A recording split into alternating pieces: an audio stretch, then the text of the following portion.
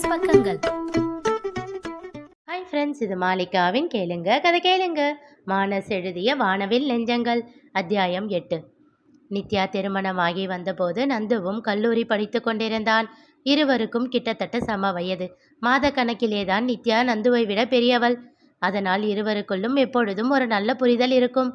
அது மட்டுமல்லாது இருவருக்கும் நிறைய பிடித்தங்கள் ஒத்துப்போனது. ரசனைகள் ஒன்றாக இருக்கும். இருவருக்கும் புத்தகங்கள் என்றால் பிரியம். பல புத்தகங்களை பற்றி பேசி அலசுவார்கள்.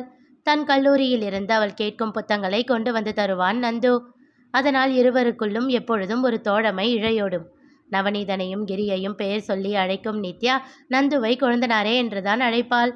இங்கு வந்த 6 ஆண்டுகளில் நந்துவின் சுபாவம் ஓரளவிற்கு நித்யாவிற்கு அத்துப்படி. தனக்கு சம்பந்தம் இல்லாத விஷயங்களில் தலையிட மாட்டான். அனாவசியமாக மற்றவர்கள் விஷயத்தில் மூக்கை நுழைக்க மாட்டான். தேவையில்லாமல் யாரிடமும் பேச மாட்டான். அதிகமாக கோபப்பட மாட்டான். கொஞ்சம் பொறுமைசாலி. எல்லோருக்கும் சத்யாவின் மேல் இஷ்டம் என்றால் இவனுக்கு மட்டும் சத்யாவை விட முரளியின் மேல் ஒரு படி ஆசை அதிகம். அது ஏன் என்று தெரியாது. அவனிடம் ஜாடை மாடையாக கேட்டபோது கூட அவன் சரியாக பதிலளித்திருக்கவில்லை. செய்யும் ஒவ்வொரு விஷயத்திலும் தன் குடும்பத்தையும் அண்ணனையும் பற்றி யோசித்தே அனைத்தையும் செய்வான். அப்படிப்பட்டவன் இன்று சம்பந்தமே இல்லாமல் பிரியாவின் விஷயத்தில் ஏன் பேசினான் என்ற கேள்வி நித்யாவிற்குள் எழுந்தது. அது மட்டுமன்றி நவநீதன் பிரியாவும் அவள் அம்மாவும் இங்கே வரப்போகிறார்கள் என்று சொன்ன பின் அவன் முக மாறுதல்களை காட்டியது ஏன் என்று சிந்தித்தவாறு அவன் முகத்தை ஆராய்ந்து கொண்டிருந்தாள் நித்யா. ஒரு நொடி தன்னை பார்த்தவன் திகைத்து பின் சுதாரித்ததையும் அறிந்து கொண்டாள். மிஸ்டர் கொழுந்தனாரே, என்ன இருக்கு உங்க மனசுல? சம்திங் என்கிட்ட மறைக்கிறீங்க.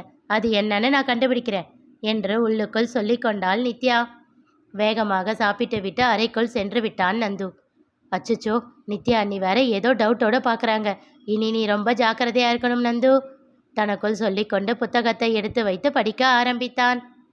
நித்யா, போதும், மிச்சத்தை நான் ஆஞ்சிக்கிறேன். நீ போய் பசங்களை ரெடி பண்ணு என்று கூறினாள் சத்யா. சரிக்கா என்று விட்டு மொட்டை மாடிக்கு செல்ல அங்கே கிரியோடு விளையாடி கொண்டிருந்தனர் இருவரும். டேய், உன்னை மாமா படிக்கதானே சொல்லிட்டு போனாரு. இவங்க கூட ஏன் விளையாடிட்டு இருக்க? இன்னும் கொஞ்ச நேரத்தில் மாமா வந்து உன்னை கேள்வி கேட்டால் என்னடா பண்ணுவ? சீக்கிரம் படிச்சு முடி என்று தன் பிள்ளைகளை இழுத்து கொண்டு கீழே இறங்கினாள். அவனும் படிக்க ஆரம்பித்தான். நித்யாவும் வேணுவும் சேர்ந்து பிள்ளைகளை குளிப்பாட்டி தயார்படுத்தி அவர்களுக்கு ஊட்டிவிட்டு பள்ளிக்கு கிளப்பினர். அவர்கள் பள்ளிக்கு ஸ்கூல் வேனில் செல்வதால் வேணுவோடு அனுப்பி வைப்பாள் நித்யா. வேணுவும் பிள்ளைகளுடனேயே சாப்பிட்டு விட்டு கிளம்பி விடுவான். பஸ் ஸ்டாப்பிற்கு அவர்களை அழைத்து சென்று வேனில் ஏற்றிவிட்டு அப்படியே அவன் தன் கம்ப்யூட்டர் சென்டருக்கு சென்று விடுவான். கிரி பள்ளிக்கு சைக்கிளில் செல்வதால் கொஞ்சம் நிதானமாகவே கிளம்புவான். அவன் கிளம்பி தயாராகி வந்து சாப்பிட அமர்ந்தான். இடது கையில் புத்தகத்தை வைத்து படித்து கொண்டே வலது கையால் தட்டை எடுத்தான். சத்யா அவன் தட்டை சரியாக வைக்க, ஒன்றும் தேவையில்லை என்று அவள் கையை தட்டிவிட்டான். நித்யா நீங்க வைங்க என்றான். சத்யாவையும் கிரியையும் மாறி மாறி பார்த்தவள், போடா, நீயாச்சு உன் ஆசை அண்ணியாச்சு, என்ன விடு, எனக்கு ஸ்கூலுக்கு டைம் ஆகுது என்று அவன் அருகில் அமர்ந்து சாப்பிட தொடங்கினாள். இப்போ என்னதாண்டா உனக்கு பிரச்சனை? சத்யா கேட்டாள். பதில் அளிக்காமல் அவன் தட்டில் இட்லியை அவனே எடுத்து வைத்து கொண்டான். சட்னியை தேட, இரு நான் வைக்கிறேன் என்றாள் சத்யா. ஒன்றும் தேவையில்லை என்றான் மறுபடியும். இந்த ரோஷத்துக்கு ஒன்றும் குறைச்சல் இல்லை, இதையெல்லாம் படிப்பில் காட்டணும் என்றாள் கோபமாக.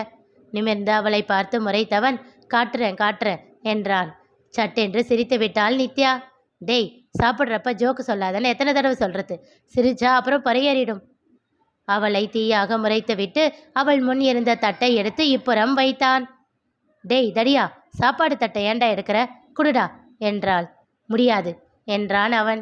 வேகமாக அவன் முதுகில் ஒரு அடி வைத்துவிட்டு எழுந்து வந்து தட்டை எடுத்து கொண்டு சென்று அமர்ந்தாள் நித்யா. என்னம்மா சண்டை என்றபடி வந்தான் முரளி. மாமா, சண்டை நான் போடல. அப்போ வேற யார் போடுறா? கேட்டபடியே வந்து கிரியின் அருகில் அமர்ந்தான். உங்க பொண்டாட்டியும் தம்பியும். அடடடடே, கேட்கவே சந்தோஷமா இருக்கே, இப்படியெல்லாம் நடக்குமா என்ன என்றான் சிரித்து கொண்டே. சத்யா அவனை முறைக்க சிரித்து கொண்டே தன் தம்பியின் புறம் திரும்பினான். என்னடா இது, சாப்பிட்டுக்கிட்டே படிக்கிற அளவுக்கு நீ வந்துட்டியா என்றான் கிண்டலாக. வேற என்ன பண்ணுறது, நான் தான் அப்பா அம்மா இல்லாத பையனாச்சே என்றான் கோபமாக. ஓ, சாருக்கு அதுதான் கோபமா என்று விட்டு அவன் தட்டை தன் புறம் இழுத்தவன் இட்லியை எடுத்து அவனுக்கு ஊட்ட ஆரம்பித்தான். இப்போ அவனுக்கு எதுக்கு ஊட்டுறீங்க? இதெல்லாம் செல்லம் கொடுக்கறது இல்லையா என்று கோபமாக கேட்டுவிட்டு சமையல் அறைக்குள் சென்று விட்டாள் சத்யா. அதற்குள் சாப்பிட்டு முடித்த நித்யா, வேணாம் மாமா, ரிஸ்க் எடுக்காதீங்க. இவனை நம்பி அக்காவை பகைச்சிக்காதீங்க, அவ்வளவுதான் சொல்லுவேன் என்று சொல்லிவிட்டு சென்றாள். முரளி சிரித்து கொண்டே கிரியின் தலையை கோதியவாறு உணவை ஊட்டினான். கிரி சாப்பிட்டு முடித்தவுடன் அந்த தட்டிலேயே கையை கழுவிக்கொண்டான் முரளி. புத்தகத்தை வைத்துவிட்டு தட்டை எடுத்து சென்று கழுவி வைத்தான் கிரி. அவர்கள் வீட்டில் அதுவும் ஒரு பழக்கம். அவரவர்கள் சாப்பிடும் தட்டை அவரவர்களே கழுவிவிட வேண்டும். ஆண்கள் பெண்கள் எல்லோருக்கும் அதே விதிமுறைதான். அதில் முரளி கொஞ்சம் கூட விட்டு கொடுக்க மாட்டான். நித்யா வந்து தனக்கும் கிரி, நந்து, நவநீதன் மூவருக்கும் மதிய உணவு அவரவர்கள் லஞ்ச் பாக்ஸில் எடுத்து வைத்தாள். தன் பள்ளி பையை மாட்டிக்கொண்டு வந்த கிரி தன் லஞ்ச் பேக்கை எடுத்து கொண்டான். அண்ணா, போயிட்டு வரேன். சரி, எக்ஸாம் ஒழுங்காக எழுது. சரி அண்ணா. நித்யா, நீ பாய் என்றான். என்றவள் முரளியை பார்த்தாள்.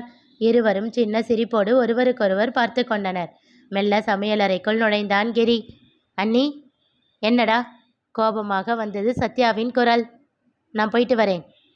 சரி, இறுக்கமாகவே அவள் கூற வேகமாக அவளிடம் சென்றவன் அவளை அணைத்து அவள் கன்னம் கிள்ளி முத்தம் வைத்தான்.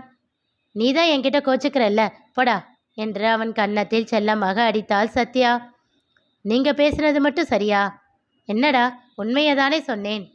அவளை தோளோடு கட்டி கொண்டு கூறினான். அப்போ நீங்க யாரு? நீங்க என்னோட அண்ணியா மட்டும் இருந்தா உங்களை இப்படி கட்டி பிடிச்சிக்கிட்டு நிற்க முடியுமா? உங்களுக்கு முத்தம்தான் கொடுக்க முடியுமா? நித்யா அண்ணி என்னோட அண்ணி, நீங்க என்னோட அம்மா. சட்டென்று அவள் கண்கள் கலங்கிவிட அவன் கன்னம் பிடித்து உச்சி முகர்ந்தாள் சத்யா. சரி, சாரி, போதுமா?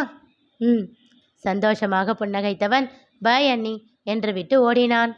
செல்லும் அவனை சந்தோஷமாக பார்த்து கொண்டு நின்றிருந்தாள் சத்யா. சிறிது நேரத்தில் நித்யா, நந்து, நவநீதன் மூவரும் கிளம்பிவிட அந்த பெரிய வீடே காலியானது. காலையில் ஏற்பட்ட கலேபரங்கள் அனைத்தையும் சரிப்படுத்தி கொண்டிருந்தாள் சத்யா. தன் துண்டை எடுத்துக்கொண்டு குளிக்க சென்றான் முரளி. காலையில் 7 மணிக்கே பங்கிற்கு சென்று விடுவான் முரளி.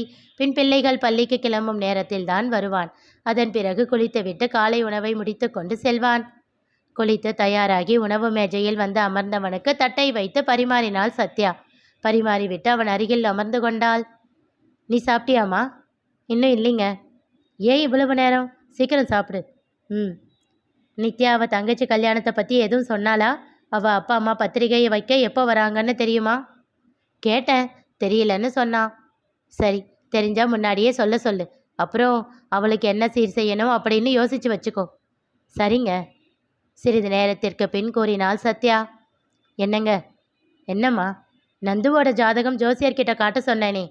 ஆமாம்மா, அவர்கிட்ட பேசினேன். அடுத்த வாரம்தான் வர சொன்னார். சரிங்க, அவனுக்கும் நல்ல பொண்ணாக பார்த்து அமைஞ்சிட்டா அப்புறம் நவநீதனை பற்றி யோசிக்கலாம். நான் சொன்னதை பற்றி யோசிச்சு பார்த்தீங்களா? நம்ம பிரியா. பிரியான்னு சொன்னதும் தான் ஞாபகம் வருது. நேற்று யசோதாம்மா என்கிட்ட பேசுனாங்க. உன்கிட்ட நைட்டு அதை பற்றி சொல்லணும்னு நினச்சேன், மறந்துட்டேன். அவங்களுக்கு டிரான்ஸ்ஃபர் கிடச்சிருச்சான், இங்கேயே வரப்போகிறாங்களாம். காலையில் தான் நவநீதன் சொன்னான். ஏதோ சூழ்நிலை நமக்கு சாதகமாக இருக்கிற மாதிரி உங்களுக்கு தோணலையா? பார்ப்போம். பிரியா நம்ம வீட்டுக்கு மருமகளாக வந்தால் சந்தோஷந்தான். ஆனால் எதுக்கும் நவநீதன் கிட்டேயும் பிரியா கிட்டேயும் ஒரு வார்த்தை கேட்கணும்.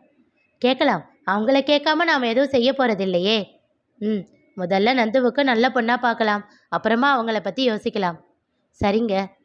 சத்யாவின் முகம் சந்தோஷத்தில் மிளிர்ந்தது. சத்யா, ரொம்ப ஆசையை வளர்த்துக்காத. நாம் இஷ்டப்பட்டா போதுமா? யசோதா அம்மாவுக்கு பிரியா ஒரே பொண்ணு. அவங்களுக்கு எந்த மாதிரி இடம் பார்க்கணும்னா அவங்களுக்கு ஆசை இருக்கோ. நம்ம வீட்டுக்கும் நம்ம கண்டிஷனுக்கும் அவங்க என்ன சொல்லுவாங்களோ தெரியாது. அதனால உன்னோட ஆசையை கொஞ்சம் அடக்கி வச்சுக்கோ. அவள் முகம் வாடியது. சரி, நான் முடிஞ்ச வரைக்கும் ட்ரை பண்ணுறேன், போதுமா? புன்னகைத்தாள் சத்யா. நிகழப்போவது என்ன தெரிந்து கொள்ள தொடர்ந்து கேளுங்க. கதை கேளுங்க. மீண்டும் சந்திப்போம்.